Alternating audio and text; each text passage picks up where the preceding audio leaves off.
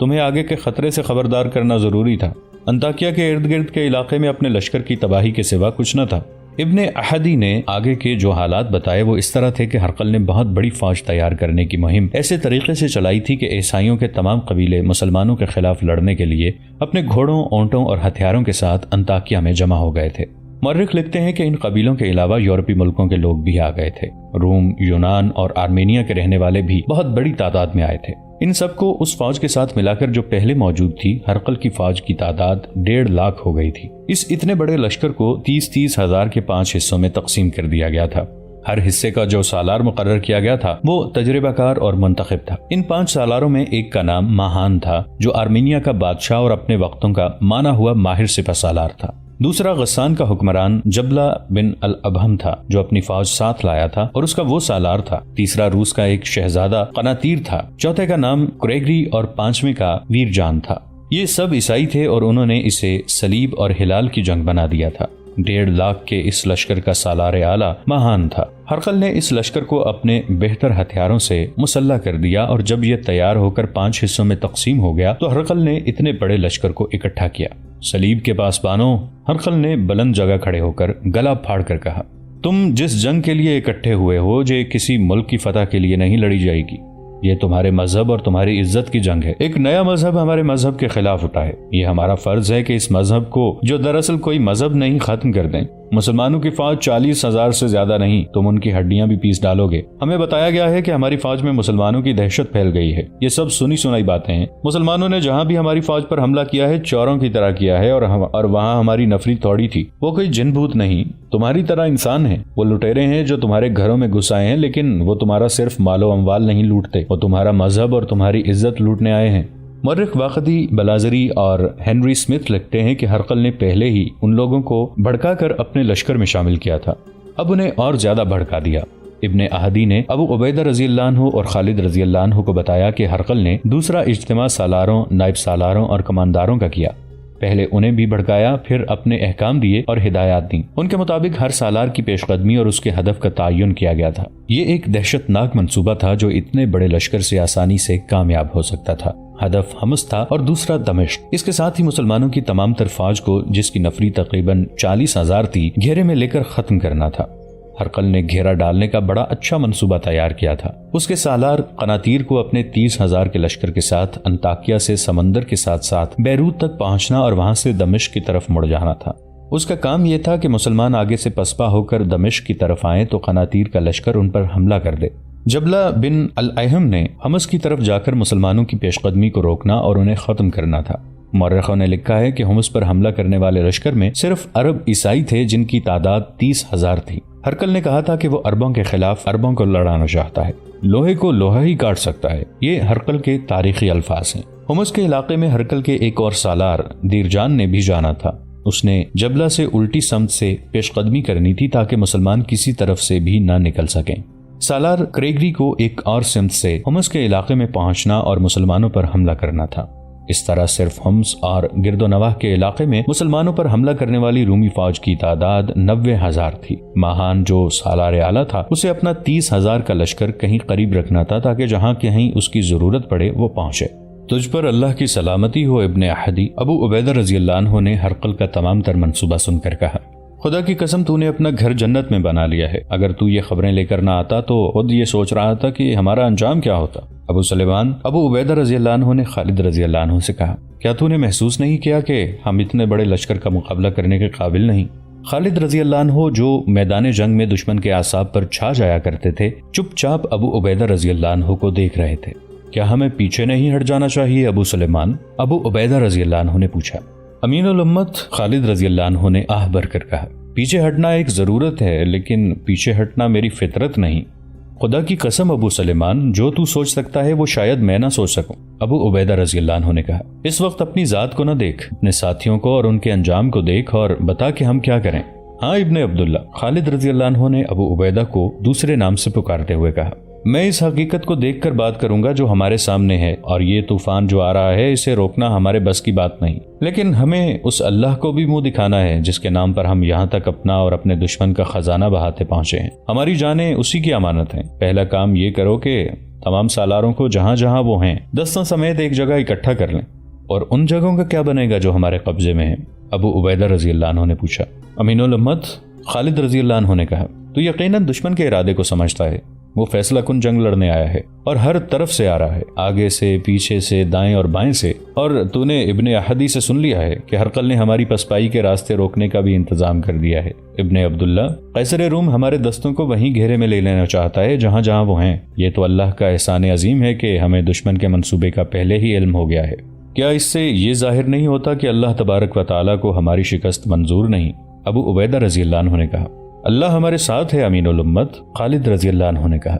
लेकिन अल्लाह उनकी मदद नहीं करता जो अपने आप को दुश्मन और हालात के रहमो करम पर फेंक देते हैं। हरकल हमें बिखरा हुआ रखना चाहता है। तमाम सालारों को वो तमाम जगह छोड़नी पड़ेंगी जो हमारे कब्जे में हैं। अगर अल्लाह ने हमें फतह अता की तो ये सब जगह हमारी होंगी। हमें कहाँ इकट्ठे होना चाहिए? अबू उबैदा रजी अल्लाह अन्हु ने पूछा। जहाँ सहरा हमारे अक़ब में हो, खालिद रजी अल्लाह अन्हु ने जवाब दिया। जितनी आसानी और जितनी तेजी से हम सहरा में हरकत कर सकते हैं उतनी तेजी से इन इलाकों में नहीं कर सकते जहां हम इस वक्त मौजूद हैं। सहरा में हमारा दुश्मन नहीं लड़ सकता। हम सहरा को अपने करीब रखेंगे तो हमें पीछे हटने में सहूलत होगी, और जब दुश्मन हमारे पीछे आएगा तो वो अपने इलाके की सहूलतों से महरूम हो जाएगा। तेरे सामने ऐसी कौन सी जगह है? जाबिया, खालिद रजी अल्लाह अन्हु ने जवाब दिया। वहां से 3 रास्ते निकलते हैं और करीब ही सहरा शुरू हो जाता है। दरिया यरमुक भी बिल्कुल करीब है। मुसलमानों के बिखरे हुए दस्तों के सालार आला अबू उबैदा रजी अल्लाह अन्हु थे, लेकिन वो खालिद रजी अल्लाह अन्हु को अपनी निस्बत ज्यादा काबिल, तजर्बाकार और जारे सालार समझते थे। इसलिए उन्होंने खालिद रजी अल्लाह अन्हु को अपने मुशीर खास बल्कि दस्ते रास्त बनाकर साथ रखा हुआ था। अब हरकल ने ऐसी सूरत हाल पैदा कर दी थी जिसमें उन्हें खालिद रजी अल्लाह अन्हु की मशवरों की शदीद जरूरत थी। खालिद रजी अल्लाह अन्हु तो इससे भी ज्यादा खतरनाक और खौफनाक सूरत हाल में नहीं घबराते थे। उन्होंने जो मशवरे दिए थे अबू उबैदा रजी अल्लाह अन्हु ने फौरी तौर पर उन पर अमल किया। वहां ज्यादा सोचने का वक्त था ही नहीं। एक एक लम्हा कीमती था। हरकल का लश्कर अंताकिया से कूच कर चुका था। हमस पर मुसलमानों के कब्जे का 3रा महीना गुजर रहा था। हरकल के लश्कर का वो हिस्सा जो जबला बिन अल अहम की ज़ेर कमान था, जून 636 ईस्वी में हमस के करीब पहुंच गया। हरकल के जासूसों ने उसे इत्तला दे दी थी कि उन्होंने मुसलमानों की फौज को शेरस के मकाम पर पड़ाव डाले देखा है, लेकिन जबला का लश्कर वहां पहुंचा तो वहां पड़ाव के आसार तो मिलते थे, लेकिन लश्कर का कोई एक आदमी भी वहां नहीं था। जबला ने कहा कि वो हुमस में इकट्ठे हो गए हैं। उसने अपना हरावल दस्ता हुमस को रवाना कर दिया। देखा कि शहर के दरवाजे खुले हुए हैं, दीवारों पर शहर के लोग खड़े थे, कोई फौजी नजर नहीं आता था। कहाँ है मुसलमान? हरावल के सालार ने पूछा। यहाँ कोई मुसलमान नहीं, उसे ऊपर से जवाब मिला। क्या तुम अपने मजहब के दुश्मन के साथ मिल गए हो? रूमी हरावल के सालार ने कहा। क्या दरवाजे खुले छोड़कर हमें धोखा देना चाहते हो? अंदर आकर देख लो, ऊपर से शहरियों ने उसे बताया। अगर तुम भी इस धोखे में शरीक हो तो अपनी सजा सोच लो, हरावल के सालार ने कहा।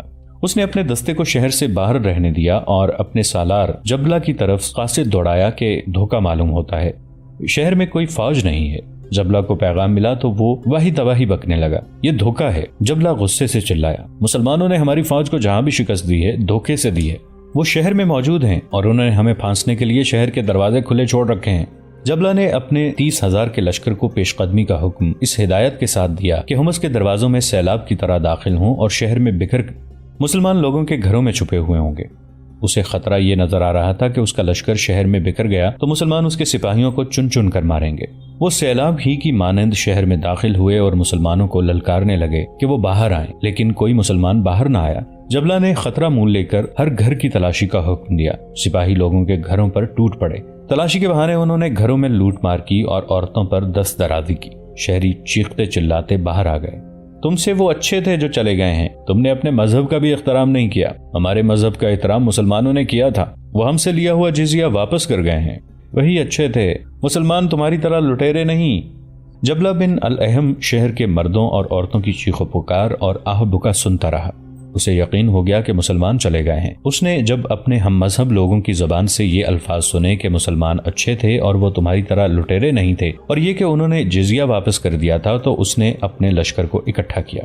शिकस्त तुम्हारे मुकद्दर में लिख दी गई है, जबला ने अपने लश्कर से कहा। आज पहली बार मुझे पता चला है कि मुसलमानों की फतह का बायस क्या है और क्यों हर कस्बे और हर शहर के लोग उनका इस्तकबाल करते हैं। ये अहले सलीब का शहर है। मुसलमानों ने इनकी इज्जत और आबरू पर हाथ नहीं डाला। तुम भी अहले सलीब हो, मगर तुमने इनकी आबरू पामाल कर दी है और उनके घरों से कीमती सामान उठा लाए हो। तुम लड़ने नहीं आए, लूट मार करने आए हो और कहते फिरते हो कि मुसलमानों में कोई गैबी ताकत है।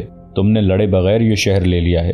اگر تمہارا ایمان ہوتا تو تمہیں نہ لوٹ مار کی ہوش رہتی، نہ تم کسی عورت کی طرف دیکھتے۔ جو سامان تم نے لوگوں کے گھروں سے اٹھایا ہے وہ یہیں رکھ دو۔ جزیے کی واپسی کی ایک تاریخی حقیقت ہے۔ بلازری، ابو سعید، ابن حشام اور طبری نے لکھا ہے کہ خالد رضی اللہ عنہ کے مشورے پر جب سالار اعلیٰ ابو عبیدہ رضی اللہ عنہ نے مفتوحہ قصبے اور شہر چھوڑ کر جابیہ کے مقام پر تمام دستوں کا اکٹھا ہونے کا حکم دیا تو انہوں نے حمص کے چند ایک سرکردہ افراد کو بلایا اور انہیں بتایا کہ وہ حمص سے جا رہے ہیں۔ پہلے تو ان افراد کو یقین نہ آیا۔ جب یقین آیا تو انہوں نے افسوس کا اظہار کیا۔ ہم نے پہلی بار عدل و انصاف دیکھا تھا۔ ایک شہری نے کہا، ہم نے ظلم، جبر اور بے انصافی کا راج دیکھا تھا۔ آپ ہمیں عدل و انصاف اور عزت و آبرو سے محروم کر کے پھر ہمیں ظالموں کے حوالے کر کے جا رہے ہیں۔ اللہ نے چاہا تو ہم پھر آ جائیں گے۔ حضرت ابو عبیدہ رضی اللہ عنہ نے کہا، میں نے تمہیں وہ جزیہ واپس دینے کے لیے بلایا ہے جو ہم نے تم سے وصول کیا تھا۔ نہیں، شہریوں کے نمائندوں نے متفقہ طور پر احتجاج کیا، ہم اپنا جزیہ واپس نہیں لیں گے، یہ جزیہ ہم پر حرام ہو گیا ہے۔ ابو عبیدہ رضی اللہ عنہ نے کہا، ہم نے تم سے اس معاہدے پر جزیہ لیا تھا کہ ہم تمہاری حفاظت کے ذمہ دار ہوں گے، لیکن ہم تمہیں ان لوگوں کے رحم و کرم پر چھوڑ کر جا رہے ہیں جنہیں تم ظالم اور جابر سمجھتے ہو۔ ہم تمہاری حفاظت اور سلامتی کا معاہدہ پورا نہیں کر سکے، تم اپنا جزیہ واپس لے لو اور یہ تمام شہریوں کو واپس کر دینا۔ ایک مورخ ابو یوسف نے لکھا ہے کہ حمص کے شہری جو پہلے ہی مسلمانوں کے سلوک، انتظام اور عدل و انصاف سے متاثر تھے، جزیے کی واپسی سے اور زیادہ متاثر ہوئے۔ حد یہ کہ حمص میں جو یہودی مقیم تھے، ان کے نمائندے نے ابو عبیدہ رضی اللہ عنہ سے کہا کہ حمص میں اب وہی حکمران داخل ہو سکے گا جو فوجی طاقت کے بل بوتے پر آئے گا، ورنہ وہ کسی اور کو اپنے اوپر حاکم تسلیم نہیں کریں گے۔ ایک یہودی کے منہ سے مسلمانوں کی حمایت کے الفاظ اس وجہ سے حیران کن ہیں کہ یہودی مسلمانوں کے بدترین دشمن تھے۔ رومی فوج کا سالار قناطیر ہرقل کے منصوبے کے مطابق دمشق پر حملہ کرنے گیا تو وہاں اسے اسلامی فوج کا کوئی آدمی نظر نہ آیا۔ مسلمان دمشق سے نکل کر جابیہ چلے گئے تھے۔ ابو عبیدہ رضی اللہ عنہ نے ان تمام سالاروں کو جو مفتوحہ جگہوں کے حاکم مقرر ہوئے تھے حکم بھیجا تھا کہ وہاں سے کوچ کرنے سے پہلے لوگوں کو جزیے کی رقم واپس کر دی جائے، کیونکہ ہم ان کی حفاظت نہیں کر سکے۔ چنانچہ دمشق کے شہریوں کو بھی جزیہ واپس کر دیا گیا تھا۔ اس طرح مسلمان اپنے پیچھے بڑا اچھا تاثر چھوڑ کر آئے تھے، لیکن وہ اس علاقے سے نکلے نہیں۔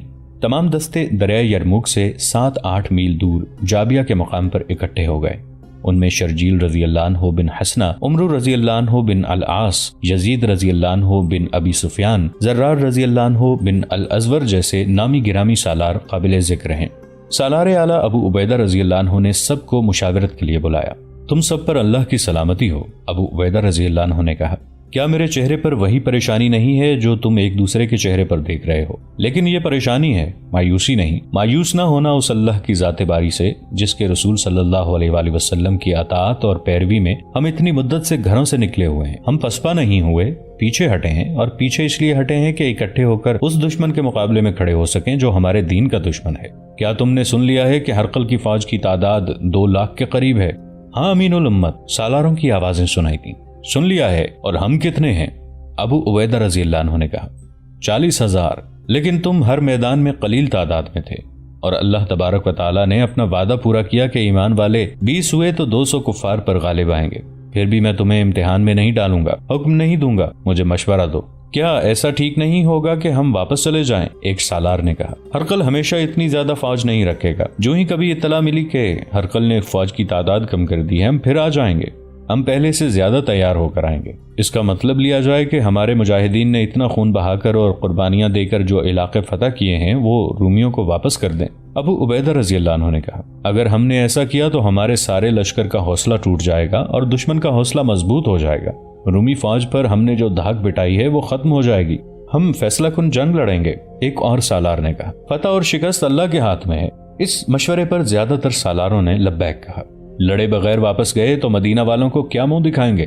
پھر پسپائی بھی ہماری روایت بن جائے گی۔ اپنے بچوں کو یہ سبق ملے گا کہ دشمن قوی ہو تو بھاگا بھی جا سکتا ہے۔ ابو عبیدہ رضی اللہ عنہ نے خالد رضی اللہ عنہ کی طرف دیکھا جو بالکل خاموش بیٹھے تھے۔ انہوں نے نہ کسی کی تائید میں کچھ کہا نہ مخالفت۔ کیوں ابو سلیمان؟ ابو عبیدہ رضی اللہ عنہ نے خالد رضی اللہ عنہ سے کہا، کیا تو کوئی مشورہ نہیں دے گا؟ تیری جرت اور قابلیت کی ضرورت تو اب ہے، کیا سوچ رہا ہے تو؟ ابن عبداللہ، خالد رضی اللہ عنہ نے کہا، جس کسی نے جو کچھ بھی کہا ہے وہ اپنے خیال کے مطابق ٹھیک کہا ہے، لیکن میں کچھ اور کہنا چاہتا ہوں۔ میں یہ بھی کہنا چاہتا ہوں کہ سب نے مل کر جو فیصلہ کیا میں اس کا پابند رہوں گا اور تیرا ہر حکم مانوں گا۔ تو جو کچھ کہنا چاہتا ہے کہہ دے ابو سلیمان، ابو عبیدہ رضی اللہ عنہ نے کہا۔ مجھے تیری رائے کی ضرورت ہے۔ پہلی بات یہ ہے امین الامت، خالد رضی اللہ عنہ نے کہا، ہم بڑی خطرناک جگہ پر آ کر بیٹھ گئے ہیں۔ یہاں سے تھوڑی ہی دور قیصاریہ میں رومیوں کی فوج موجود ہے، اس کی نفری 40,000 ہے اور اس کا سالار ہرقل کا ایک بیٹا قسطنطین ہے۔ ہماری تعداد اتنی ہے جتنی اکیلے قسطنطین کی ہے۔ ہم ایسی جگہ پر ہیں کہ وہ ہم پر عقب سے آسانی سے حملہ کر سکتا ہے۔ ایسا حملہ وہ اس وقت کرے گا جب سامنے سے ہم پر ہرقل کی فوج حملہ کرے گی۔ ہمیں یرموک کے مقام پر چلے جانا چاہیے۔ وہ زمین گھڑ سوار دستوں کے لڑنے کے لیے بہت اچھی ہے، اور ایک فائدہ یہ بھی ہے کہ مدینہ سے کمک اور رسد کا راستہ کھلا رہے گا۔ ابو عبیدہ رضی اللہ عنہ نے دوسرے سالاروں کی طرف دیکھا۔ سب نے کہا کہ اس سے بہتر اور کوئی تجویز نہیں ہو سکتی۔ ابو عبیدہ رضی اللہ عنہ نے اسی وقت جابیہ سے یرموک کی طرف کوچ کا حکم دے دیا اور خالد رضی اللہ عنہ کو فوج کے عقبی گارڈ کے طور پر پیچھے رہنے دیا۔ خالد رضی اللہ عنہ کو ان 4,000 سواروں کے دستے کی کمان دی گئی جو خالد رضی اللہ عنہ نے تیار کیا تھا۔ یہ سب منتخب شہ سوار تھے، یہ دستہ جم کر نہیں گھوم پھر کر لڑتا تھا۔ یہ خالد رضی اللہ عنہ کی اپنی جاسوسی تھی کہ انہوں نے معلوم کر لیا تھا کہ قیصاریہ میں ہرقل کی جو فوج ہے اس کی نفری 40,000 اور اس کا سالار ہرقل کا بیٹا قسطنطین ہے۔ معروف مورخ گبن لکھتا ہے کہ جنگی اصولوں اور امور کو دیکھتے ہوئے مسلمانوں کو رومی فوج کے مقابلے میں آنا ہی نہیں چاہیے تھا۔ صرف 40,000 نفری سے اس فوج کے خلاف لڑنا، جس کی نفری 1.5 اور 2 لاکھ کے درمیان تھی، ممکن نہ تھا۔ روم کا شہنشاہ صحیح معنوں میں سپاہیوں اور گھوڑوں کا ایسا سیلاب لے آیا تھا جس کے آگے کوئی بھی فوج نہیں ٹھہر سکتی تھی، لیکن مسلمان اس سیلاب کے آگے بند باندھنے اور اسے پھیلا کر ختم کر دینے کا تہیہ کر چکے تھے۔ ان کے پاس صرف جذبہ تھا۔ مسلمانوں کے جذبے کی شدت اور عزم کی پختگی کی ایک وجہ یہ بھی تھی کہ خالد رضی اللہ عنہ ان میں موجود تھے، اور خالد رضی اللہ عنہ سراپا عزم اور مجسم جذبہ تھے۔ ان کا عقیدہ تھا کہ ایمان کے آگے باطل کی کوئی طاقت نہیں ٹھہر سکتی۔ خالد رضی اللہ عنہ نے ایک مثال وہیں قائم کر دی، اور اس طرح کہ مسلمانوں کی فوج جابیہ سے کوچ کر گئی تو خالد رضی اللہ عنہ ابو عبیدہ رضی اللہ عنہ کے حکم کے مطابق ابھی جابیہ میں تھے۔ ادھر ہرقل کے لشکر نے اتنی تیزی سے نقل و حرکت کی تھی کہ اس کے سالاروں کو جن علاقوں میں پہنچنے کا حکم ملا تھا وہ اپنے دستوں کے ساتھ ان علاقوں میں پہنچ گئے تھے۔ شام اور فلسطین میں ہرقل کی فوج چھا گئی۔ خالد رضی اللہ عنہ جابیہ سے روانہ ہونے لگے تو اچانک رومی فوج کا ایک دستہ دائیں پہلو سے آتا نظر آیا۔ یہ رومی فوج کے کسی حصے کا ہراول تھا اور اس سوار دستے کی تعداد خالد رضی اللہ عنہ کے دستے سے زیادہ تھی۔ رومی دستے کو اپنی بے پناہ فوج کی پشت پناہی حاصل تھی۔ اس نے خالد رضی اللہ عنہ کے دستے پر حملہ کر دیا۔ خالد رضی اللہ عنہ نے اپنے اس سوار دستے کو خود تربیت دی تھی۔ انہوں نے ان سواروں کو بھاگ دوڑ کر لڑنے کی تربیت میں کر دیا۔ رومی دستے کے سوار اسی علاقے کے عیسائی تھے۔ وہ جنگ کی ترتیب میں حملے پہ حملہ کرتے تھے، مگر خالد رضی اللہ عنہ کے سواروں کا انداز کچھ اور تھا۔ عیسائیوں کا ہر حلہ اس طرح ضائع جاتا تھا جس طرح حریف کو مارا ہوا گھونسا حریف کو لگنے کی بجائے ہوا میں لگے۔ ذرا ہی دیر بعد عیسائی سوار میدان میں بے ترتیب بکھرے ہوئے تھے اور مسلمان سوار انہیں کاٹ رہے تھے۔ خالد رضی اللہ عنہ نے اپنا مخصوص نعرہ لگایا، میں خالد ابن الولید ہوں۔ جب یہ نعرہ لگایا تو مارکے کی صورت ہی بدل گئی۔ خالد رضی اللہ عنہ کا یہ نعرہ پہلے ہی رومی فوج میں مشہور تھا اور اس نعرے کے ساتھ ایک دہشت وابستہ تھی۔ عیسائی سواروں کی تنظیم پہلے ہی بکھر گئی تھی اور مسلمان سوار ان پر غالب آ گئے تھے۔ خالد رضی اللہ عنہ کے نعرے نے رہی صحیح کسر پوری کر دی اور عیسائی سوار افراتفری کے عالم میں بھاگنے لگے۔ خالد رضی اللہ عنہ یہ مارکہ ختم ہوتے ہی اپنے لشکر کی طرف روانہ ہوئے، بلکہ 2-3 دن وہیں موجود رہے۔ انہیں توقع تھی کہ رومی فوج کا یہ حصہ اپنے ہراول کا انتقام لینے آگے آئے گا۔ خالد رضی اللہ عنہ رومیوں کو یہ تاثر دینا چاہتے تھے کہ مسلمان کہیں بھاگ نہیں گئے، یہی ہیں اور زندہ و بیدار لڑنے کے لیے تیار ہیں۔ رومی آگے نہ گئے اور خالد رضی اللہ عنہ اپنے لشکر سے جا ملے۔ گبن نے لکھا ہے کہ رومی اسی ایک جھڑپ سے ہی محتاط ہو گئے تھے۔ خالد رضی اللہ عنہ ابو عبیدہ رضی اللہ عنہ کے پاس پہنچے تو انہوں نے اس میدان کا جائزہ لیا۔ لڑائی کے لیے یہ ہر لحاظ سے موزوں نظر آیا۔ اس طرح مسلمانوں کو اپنی پسند کے میدان کا فائدہ حاصل ہو گیا۔ رومی ایک تو اسے بہت بڑی کامیابی سمجھ رہے تھے کہ انہوں نے مسلمانوں سے مفتوحہ علاقے لے لیے تھے، اور وہ اس لیے بھی خوش تھے کہ انہوں نے اس دور کی سب سے بڑی فوج بنا لی تھی۔ یہی وجہ تھی کہ وہ مسلمانوں کے پیچھے پیچھے چلے آ رہے تھے۔ ابو عبیدہ رضی اللہ عنہ نے خالد رضی اللہ عنہ کے مشوروں کے مطابق اپنے دستوں کو لڑائی کی ترتیب میں کر دیا اور اسی ترتیب میں ڈیرے ڈال دیے۔ وہ خیمہ زن ہونے کی بجائے تیاری کی حالت میں رہے۔ انہوں نے اپنے بائیں پہلو کو محفوظ رکھنے کے لیے پہاڑیوں سے فائدہ اٹھایا۔ مسلمانوں کے محاذ کی لمبائی کم و بیش 11 میل تھی اور گہرائی کچھ بھی نہیں تھی۔ دوستو، آج کے لیے اتنا ہی۔ اسی کہانی کی اگلی قسط کے ساتھ بہت جلد حاضر ہوں گے۔ نیچے کامنٹ سیکشن میں اپنی رائے کا اظہار ضرور کیجیے گا۔ ہمارے اس چینل کو سبسکرائب کر کے نیچے موجود بیل آئیکن کو بھی ضرور کلک کیجیے گا۔ اگلی ملاقات تک کے لیے ہمارا اور آپ کا اللہ نگہبان۔